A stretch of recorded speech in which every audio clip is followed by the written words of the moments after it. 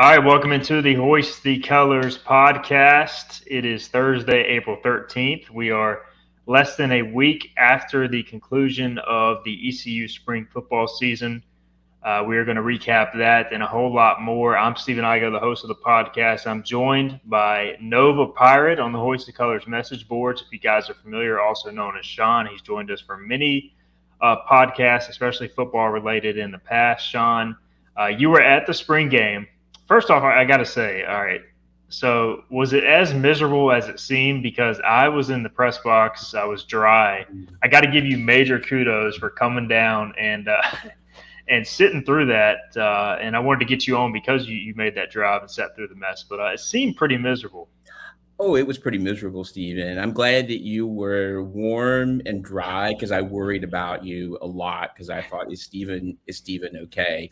I think I even sent you a picture of me in the rain, huddled, freezing to death. But I'm marshaled on, Steven, for all of ECU football. It was pretty bad. I mean, it was the worst spring game I can remember. And what a strange weather pattern for that day. There was also very few people in the stands, which was kind of sad for the players. But yeah, it was an interesting weather day, that's for sure. Yeah, the spring game is for whatever reason, ECU fans, it's always a sparsely attended event. It's nothing like some schools that sell out 70, 80,000 seat stadiums for the spring game, and you take away the barbecue, you add bad weather, and that's just going to make it worse. And that's exactly what happens. So I do think there is a lot of value in us being there and being able to see it with our own eyes. The game was not streamed. We did play-by-play in our game thread, and we did updates on Twitter. But for those who couldn't see it, I think the people that were there got a valuable look at the team, got a better feel for what to expect. We'll kind of get into the spring as a whole. I was out there for most of the practices. You were out there for the spring game. You read our reports. And let's start first with what we liked in the spring game. A lot to like, for sure. We'll get into what we didn't like. But, Sean, your initial takeaways on the good from the spring game, Purple Gold game. Yeah. So my overall thoughts were we were really good at some positions. I think we're in the driver's seat for many of the important parts of the team. I came away feeling pretty good about where the offensive line was. I know there's some parts that need to be we need some more plug and play, but we definitely have some pieces. I think we have about 7 people, maybe 8 that can be fairly solid. And I'll talk a little bit about my thought on the tackles. I was most concerned about what the tackles would look like.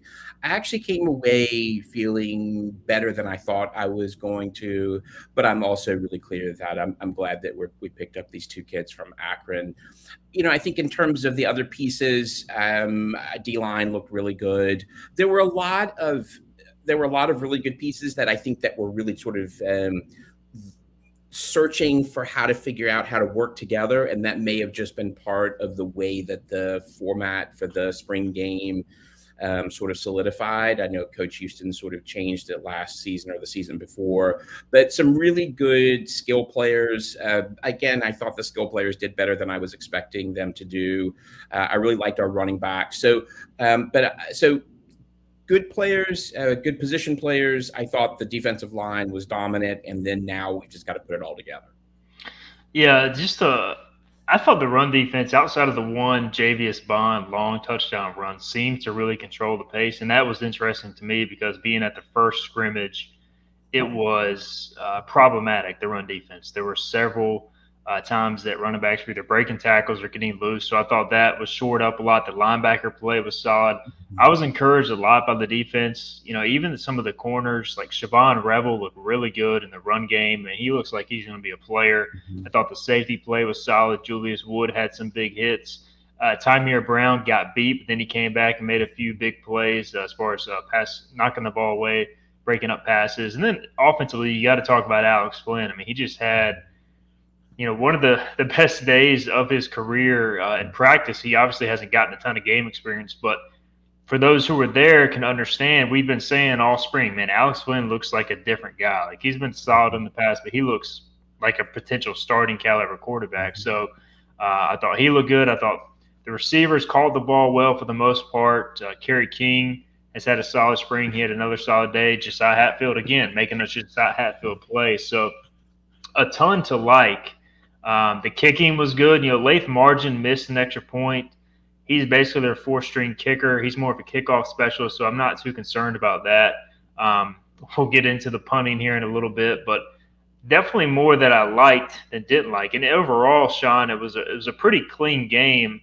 Usually in spring games, you add in the weather, and it seems like it can get a little sloppy. There was a couple of Mason Garcia turnovers. We'll talk about him in a little bit, but I thought overall for a spring game, ECU looked like a pretty good football team all in all. They did. And what I think Houston has done, and I've said this over and over again, that Houston knows how to build a team. And I don't see this so much as this is not a rebuild at all. This is a reload. I think we're pretty deep in the important positions.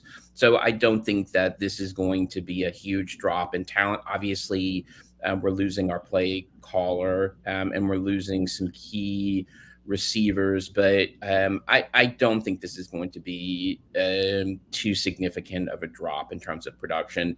This may be, Stephen, from what I saw, it may take 3 or 4 games for this group to really begin to click together, and I think a lot of that's going to have to do with the quarterback. Who is the quarterback going to be? But we really have the players, I think, in place to be competitive. I think once you look past that Michigan game, it really we should be able to hold our own in most of the games just on talent alone.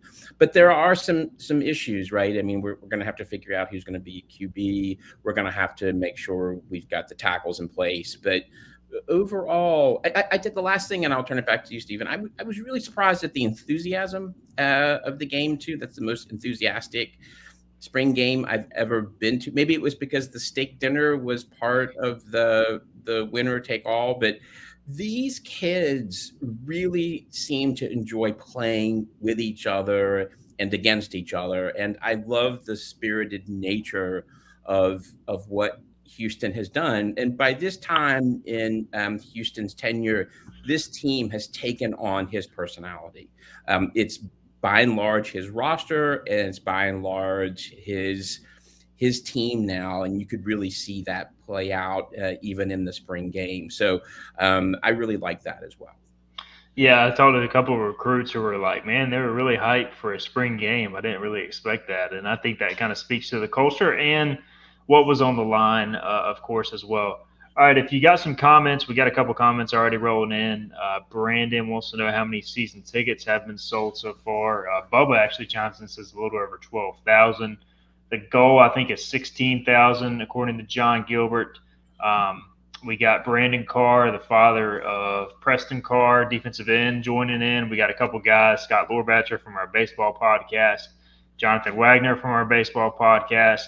As always, like, share, subscribe, whether you're on Facebook, YouTube, etc. Hit the notifications bell so you can get notification every time we go live. And leave your comments. We'll get to those here shortly. We're going to continue our spring game rundown, and then we'll let some of the comments dictate where we go. So if you got any questions on the quarterback situation, which I'm sure we'll talk about, any other personnel, drop that in the comment section. We'll get to it. All right, Sean, let's talk about what we didn't like. And, coming out of spring ball, everything can be positive. It kind of seems that way. If you read clippings throughout the country for every spring practice, for every program, there's not many negatives. And I don't want to sit here and act like ECU is going to be a terrible football team, but I do want to be real. Like, to me, there are some areas they need to get better at. Coach Houston, the coaching staff realize that as well. We'll start for you. What did you not like? What maybe areas of concern do you have coming out of spring for this East Carolina football team? Yeah, so my lowest grade for the position group was the offensive line, and I gave them a C, and I gave them a C because I think we were way too inconsistent on the interior of the line, and I know that Foote was out, but I think our work is kind of out for us in terms of picking which personnel are going to play in what group, and I know Coach Houston wanted to give lots of people a chance to play. But I kind of wish there had been, for this particular game, a first group of O-line so they could all start working together. So I'm concerned about the O-line, in particular the interior of the line. Interesting with the tackles. I actually came away feeling pretty good. I really like the Owen Murphy kid that we're going to get from Akron, who I think is going to be and can be a starter from day one. I think Moore is going to be good on the edge there as well. And I was surprised by, and I think he was a walk-on, Stephen, and you can tell me, Poku, the 6'6", I think he's 6'6", 6'7", and he's listed as 270, but he was bigger than that. I watched him, and he did two things really, really well. And I in my notes, I moved him up actually to the second position. He had a great first back step, which is really important for a tackle. He has a really good wingspan, and he has the ability to stretch his arms, and he held his own on the edge. So I definitely think Poku is a player that we can put in the tackle position. And I thought Walt Stribling did a pretty good job as well. So the tackles I came away with, feeling not so bad about. I think it's the interior that we're going to have to really sort of figure out who's going to be in there. And then my other lowest grade was wide receiver. I really liked what they were doing with Ryan King, who is the transfer from Georgia Tech, but I believe he got injured at some point in the game. And I liked what they were doing with him. He has good hands. He has good stretch.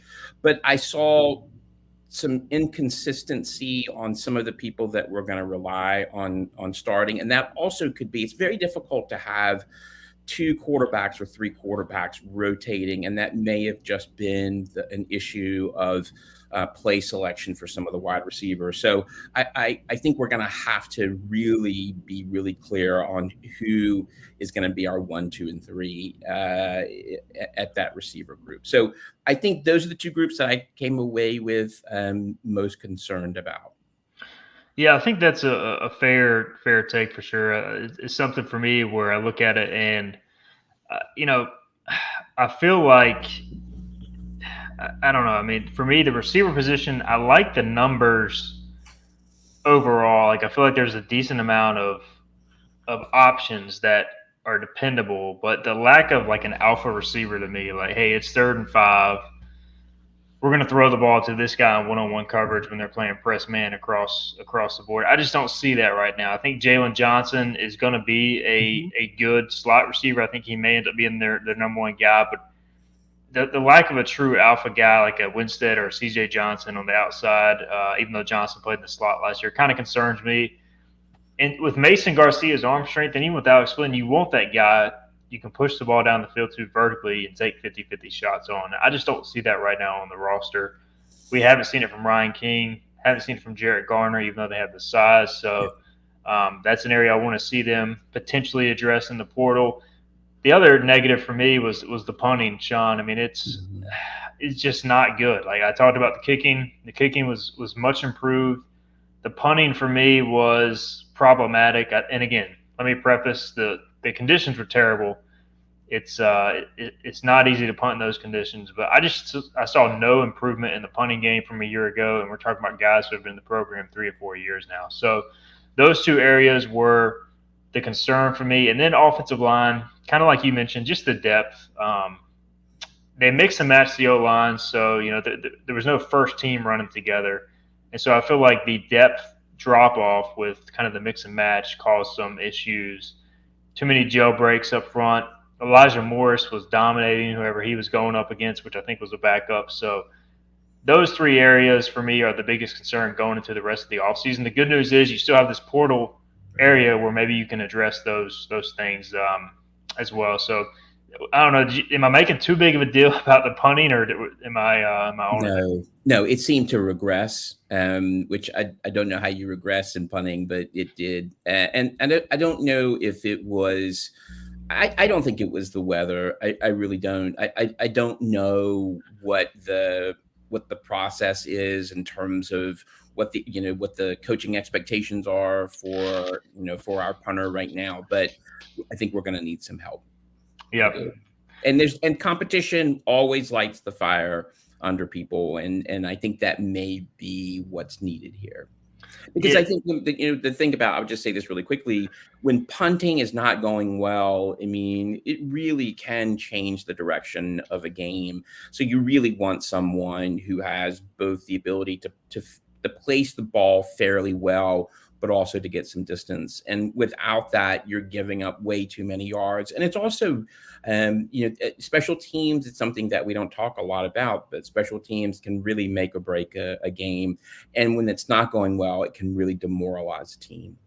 yeah, short punts after like a 3 and out, like that just gives the other team so much momentum. It deflates your own team, and yeah, I just if it was a second year player or second Mhm. year players who were still progressing, I would be fine, kind of rolling that back. But if they can get an upgrade, I'm all for it. Again, no disrespect to any of the guys who are competing Right. there. I'm sure they're working hard, but if you want to be a championship caliber team, you have to have a good special teams unit. Last year was not good. Yeah. Punting was part of that. I feel like they've addressed kicking. They brought in an analyst for kicking. I think they can still address punter as well. We got a few questions rolling in. Before we get to those, Sean, I want to just get your take on the quarterbacks. What you saw, Alex Flynn, Mason Garcia both got significant reps. We also saw Raheem Jeter look like a true freshman, as you would expect. But your initial thoughts on, the quarterback situation? It sounds like Garcia is going to be the guy, but Alex Flynn showed that maybe we shouldn't count him out yet. I totally agree. I mean, if we're looking at just that day, Flynn wins the day.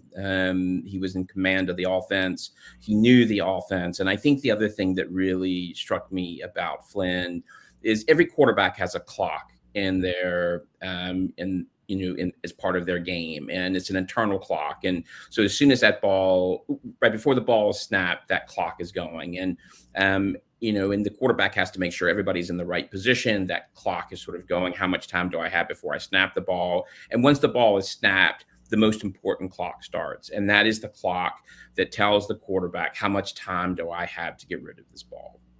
The thing that I really liked about Flynn was his clock. And I went back and looked at his high school tape. One of the things that struck me about his consistency in his high school game. Now, remember, he only had 1 year as a starter, which was his senior year. So in some ways, he's still really learning the game. But his clock, his senior year and now is very similar. And that is he will wait until the last minute and throw the ball and throw it in a really smart area. He's very good at hitting the windows, or he will get rid of the ball fairly quickly. And when he gets rid of the ball fairly quickly, he knows where he's going with the ball. So in high school, if you look at his tape his senior year, he's in command of the offense. What I saw at the spring game was a clock that allowed him to really, if nobody was open, to wait for his progressions and then to fire off the ball. Or what I loved that he was also doing was he was I think reading the defenses pretty well, and he was taking what the defense was giving. He wasn't always looking for the home run hit. So he was doing a lot of hitches, he was doing a lot of mesh throws, but that's what was being given to him. And then, because I was wondering, can this guy throw the ball deeply?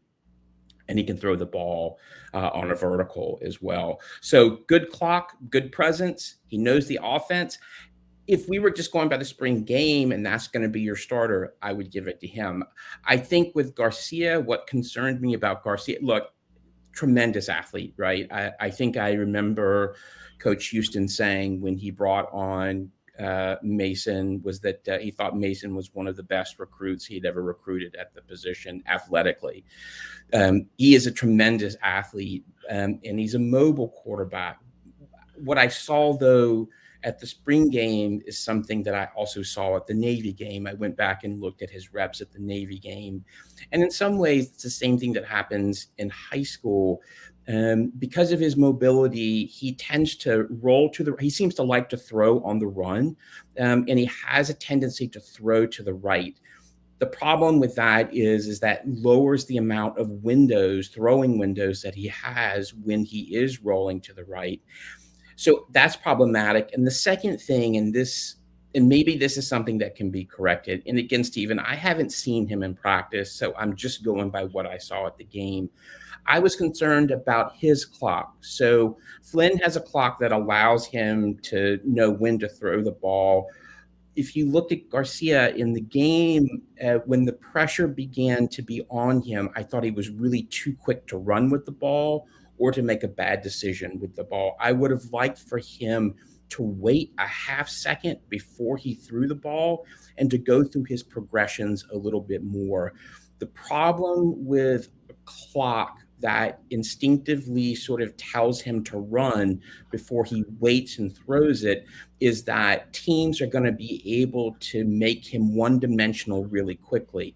A team like Michigan is going to bring a corner up to the line, play man, and dare him to beat them with the throw, and they'll load the box with him. So if we're going by just the spring game, Flint beat him out. Now, if we're looking at the broader sort of picture here, and again, you've seen him more in practice, I don't know what to think at this point. I really don't. I will put it this way: I'm more concerned about Mason than I am Flynn, and I wasn't expecting to say that or see that at the game. But again, this is just spring ball. Yeah, no, I can't disagree with anything you said. I will say this: when I saw Mason, I saw the first scrimmage. I thought he looked really good. Second, and Alex looked really good too. Like, Alex has been playing like that all spring, which is, consistency with him is at a level where I'm really encouraged. I just feel like Mason is the type of guy. If he's playing with guys he's used to playing with, and he's in a system that goes to his strengths, which is going to be a lot of design runs, a lot of targets to Jalen Johnson, which I saw in the first scrimmage. No, I don't even think Jalen Johnson was targeted in the purple gold game. Shane Calhoun was targeted once. He was a huge factor in the first scrimmage. I almost feel like because it was open to the public, maybe they didn't call things how they would normally call them with Mason. And to me, some of that led to some of the inconsistency we saw. I'm not trying to sit here and make excuses for Mason, but I'm just, first and third scrimmage, I saw a lot of differences there in terms of play calling, design. Again, he was working with different personnel up front. So, whereas Alex, he seems to be a guy, he's been working scout team, he's been working second string, third string his whole life. He's probably used to going in there with whoever and just running the offense. So I feel like the conditions of the scrimmage maybe play to Alex's strengths a little bit, and maybe that's a good thing because you get to game day, you don't know what you're going to see, and Alex seems prepared to be able to handle that. So, look, I still think Mason's going to be the starter. I do think if he struggles, and Michigan is Michigan, he should get a pass for that game. Yeah. I do think if he struggles early in the season, the way Alex is playing, I would not have a problem giving Alex a shot. But I do feel good about both of them. My thing is, I just feel like this team is going to have to be, unless they go out and get a big-time receiver, going to have to be more run-oriented. And with Mason, that adds such a different dimension. I know Alex had the long run, but he's not really a running quarterback. So I do feel like with the running backs, the O-line, and kind of how it's setting up, I think this is going to be more of a run-oriented team. And I think maybe Mason goes better with that. I don't know if maybe that plays the ultimate role in the final decision, Sean. Yeah, Stephen, again, you've had more time with it, and to me, the big question is, can Donnie create an offense that really highlights Mason's strengths? Because if he doesn't, it's going to be a long season for all of us. Mason doesn't look to me, at least from his tape and from the games that I've seen him in, he's not a traditional pocket passer. And that's okay. I mean, you can win without a pocket passer. You don't have to be a pure pocket passer. You can be a very mobile quarterback and have a lot of success. But if you're going to have success, you're going to have the offense revolve around your strengths and weaknesses. And if you look at his tape in high school and then you look at what he did well at Navy, a lot of play action, 2-3 step drop, and then he hits the first target that's available to him. He did pretty well on that. On rollouts, he did pretty well on simple out patterns. He's got an arm that can go really anywhere on the field. I think where he struggles with his throws, though, is the touch and the finesse on those throws. I can see a lot of read option with him, but all of this is also going to be contingent on how the offensive line gels together. So there's no question he's a better runner, and you can win with a mobile quarterback that runs. I think, to me, the issue with that is it is easy. So I think when a team is getting ready for another team, what the defensive coordinator is trying to do is, how do you scheme for a team that you're going to play? And, to be honest, with Mason at the helm, it is going to be easier at least to scheme that and to sort of put players in place. Now, it doesn't mean just because you scheme for it, it doesn't mean that Mason can't overcome that. With a guy like Alex, um, he really creates a lot of problems in the pocket because he sees the entire field, he has the touch, and he knows the offense. So he's harder to scheme for, to be honest. So you can win with a kid like Mason. I think the question is, how is this all going to come together once we're really in the thick of things? And who knows, right? I mean, that's what's so interesting about sports. We don't know until it happens. Yeah, it'll give us plenty to talk Yeah. about leading into the opener. I meant to message Alex and thank him for giving us the quarterback controversy to talk about all Yeah. off season. All right, let's get into some of these questions. Weston wants to know surprise players from the spring. All right, let's start with the first one. We'll go one by one here. Um, and I know, Sean, you can maybe only base it off the spring game. Did anybody surprise you? And you kind of touched on a few surprises earlier, but any specific players that you really liked?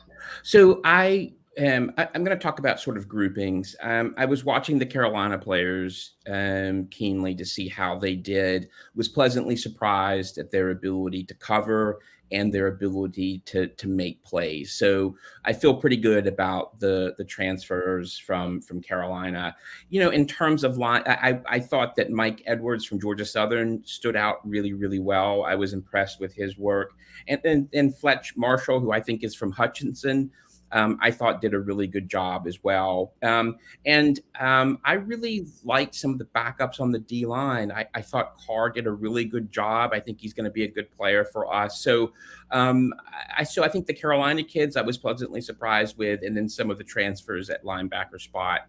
And one other player on the offense, I was impressed with Nemo Squire. I thought he ran the ball really hard, and I thought Kamara did a better job this year than last year. He looks to have slimmed down some, and he brought a lot of power in his run. So I would say those two running backs and then some of the transfers.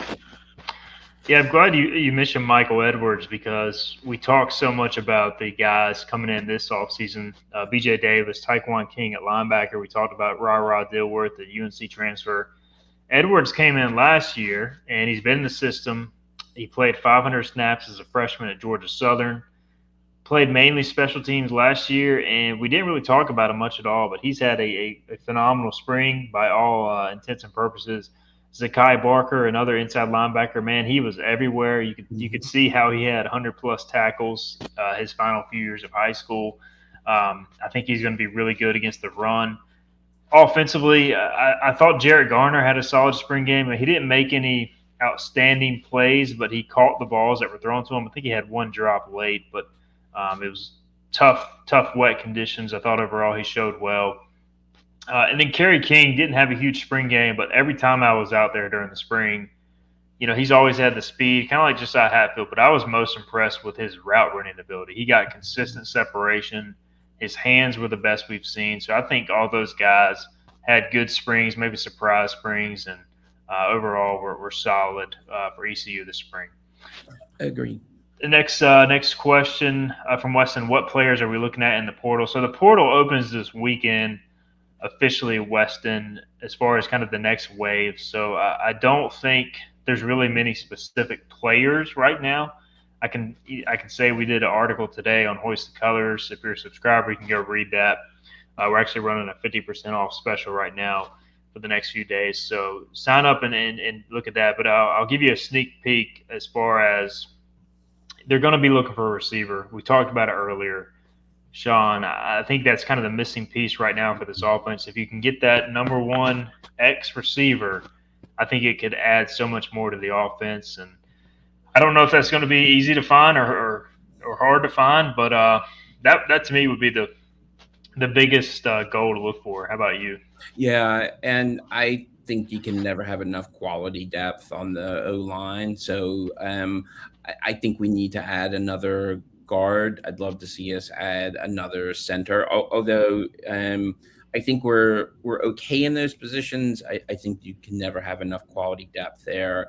I think the dominant receiver, if we can find one, is a must.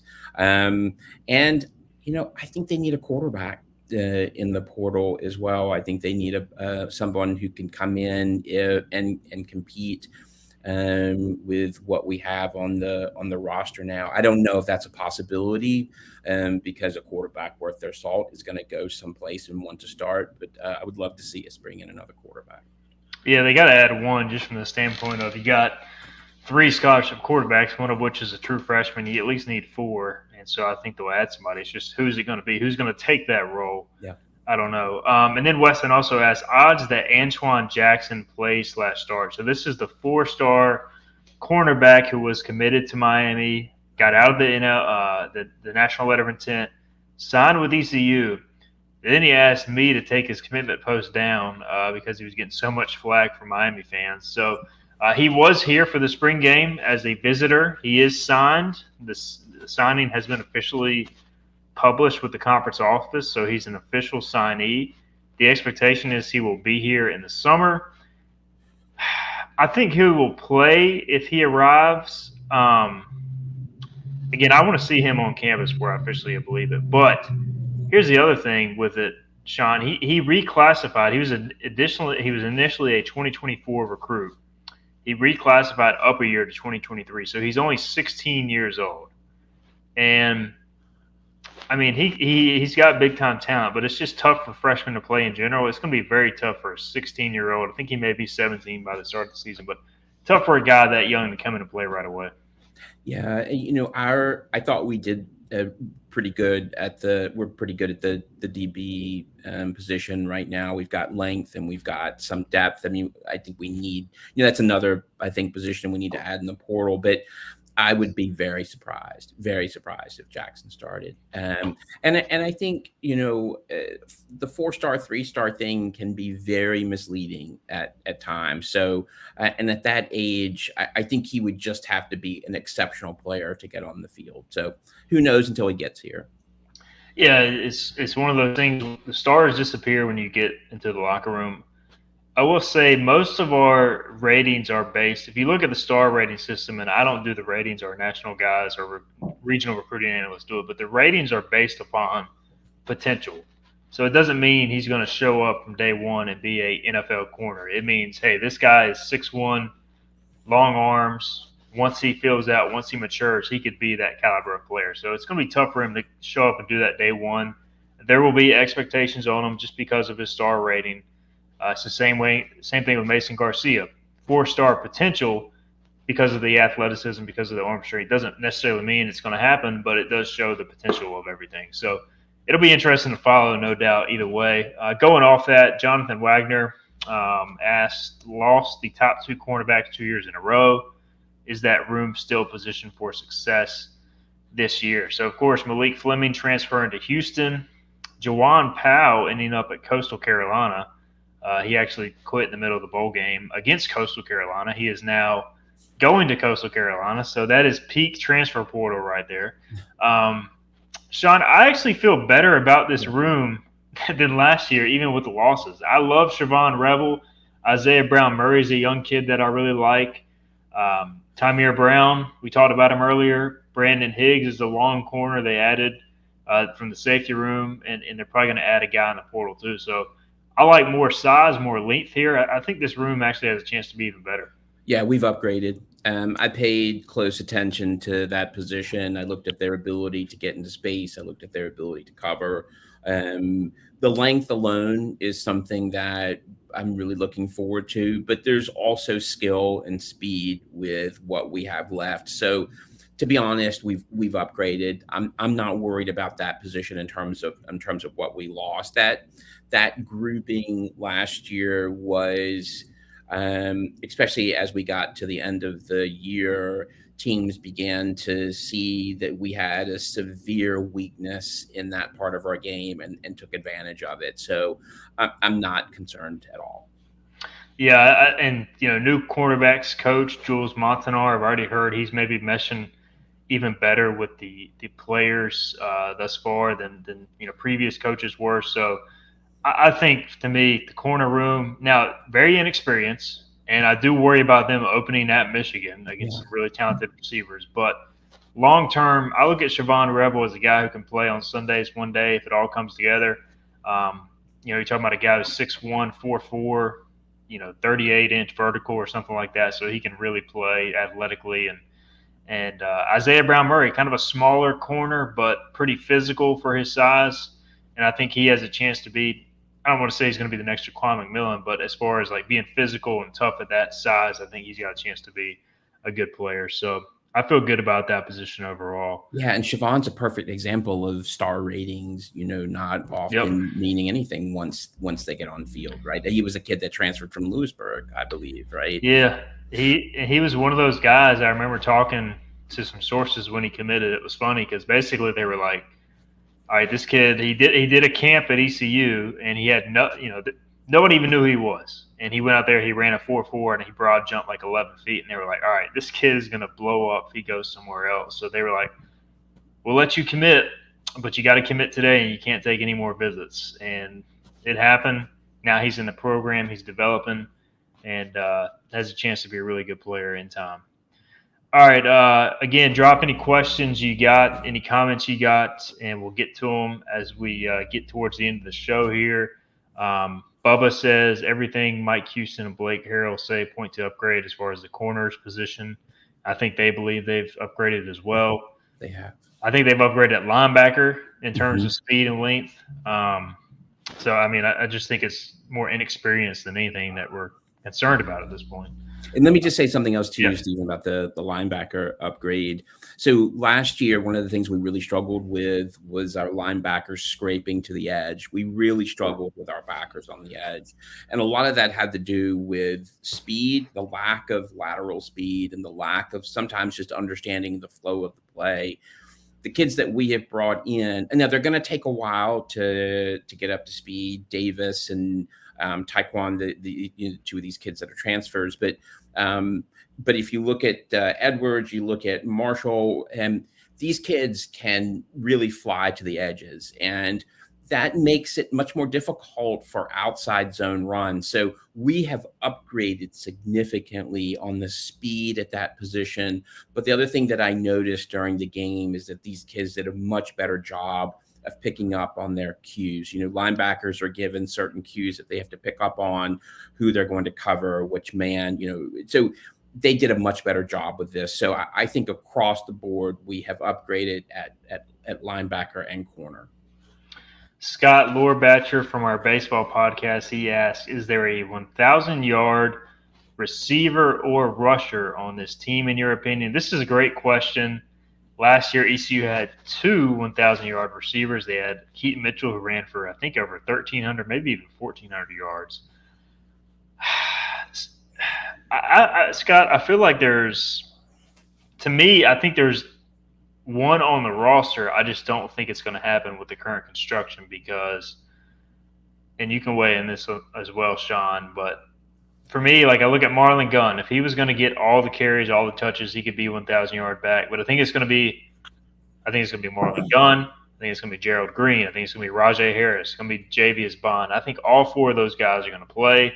And receiving wise, I don't think there's a 1,000-yard receiver on the roster right now. Jalen Johnson would be the one guy who maybe could do it, but I don't know if he's going to get enough targets. And maybe you disagree, Sean. What are your thoughts here on Scott? No, I think in the receiver, I think Gardner and Gardner has the hands and potential, but I don't think either one of those guys are going to get 1,000 yards. I hope I'm wrong. I think at the running back level, one of my notes was like when I looked at Gunn, he's an elite back. And his build, his ability to move and shift, we're really lucky to have him. But it's a crowded backfield. And I just don't think he's going to have the touches. He has the ability. He really is an exceptional back.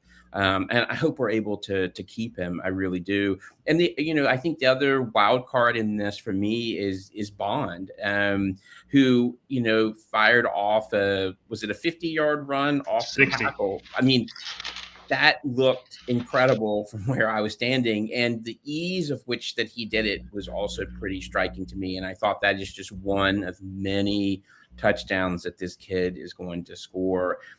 He's also going to come. He's going to be ready to play as well. So it's a talented backfield. I think it's the most talented backfield that we've had. But 1,000 yards, it'll be tough. It'll be tough. Yeah, it's so easy to make the Keaton Mitchell comparisons to Javius Bond, but the speed and the way he just ran by everybody did look a lot like Keaton Mitchell. It And did. the thing that impressed me most about Javius, and we didn't get to see it as much in this scrimmage, Sean, was the first scrimmage. He was cutting left and right, like he was making guys miss. So he not only has the straight line speed, he's got the ability to stick his foot in the ground and make guys miss, which sometimes with those smaller, faster backs, they only have that straight line speed, and he has a lot more than that. So he's going to play. I don't know how much, but he's going to play as a freshman, that's for sure. Yeah, he's talented. All right, a few more questions. Brandon says, "How is the kicking looking?" Well, the place kicking I thought looked solid in the spring game. Again, tough conditions. There's so many kickers now. All right, so Andrew Conrad made a field goal. Owen Daffer made a field goal. Carson Smith at least made an extra point, maybe a field goal. Latham Argent, again, more the kickoff guy. He missed an extra point on what looked like a questionable hold, but either way, shanked it. But I thought overall the kicking was solid, and they're adding the VMI transfer, Jerry Rice. Not the Jerry Rice, but the white kicker, Jerry Rice. So you're going to have a heck of a competition this preseason. Yeah, I'm not as worried at the kicking game as maybe I should be, but I thought they all had pretty solid games. Yeah, well, as soon as somebody trots out there in the big house and shanks one, then everybody will be freaking out again. So I don't think any other school, FBS school, has as many kickers as we do right now. That might be something that we're number one in. Yeah, and that's the thing is, look, the team had issues last year in the kicking game. I think we all want to see the coaching staff react to it. All right, they've done what they've done. I mean, they've added a transfer who was successful. They've added a special teams analyst who is a kicker to basically coach and help that position. So they're doing what they can to fix it. If they were running the same thing back, like if there's no changes to the punting and the punting still is bad, then that falls on the coaches. But at least they're trying to get it fixed. So I think that's important as well. All right, Bubba asks, obviously it wasn't live, but who was catching punts on Saturday? He said Malik Fleming did well there. So there were multiple guys back. Javius Bond was catching punts at one point, and he's, as a freshman, has caught the ball well this spring, which is important because ball security is job security. That's always going to be number one. And then Josh Murphy and Brock Spalding, I've seen all those guys back there. So ideally, you have the explosiveness of Javius Bond, Sean, but he's got to catch the ball first before he wins that job. Yeah, I think at this point they're just looking for a hands guy, and I thought that both Spalding and Brock did a good job. Murphy and Brock did a good job. Yeah, I think those guys will be in the mix for sure. And then Marlon Gunn, Javius Bond, a few others have been back on kick return as well. So lots of candidates. They rep when I'm out of practice. I mean, they rep like 20 guys back there. So there's no, and then of course Josiah Hatfield too, who took one back last year at Temple.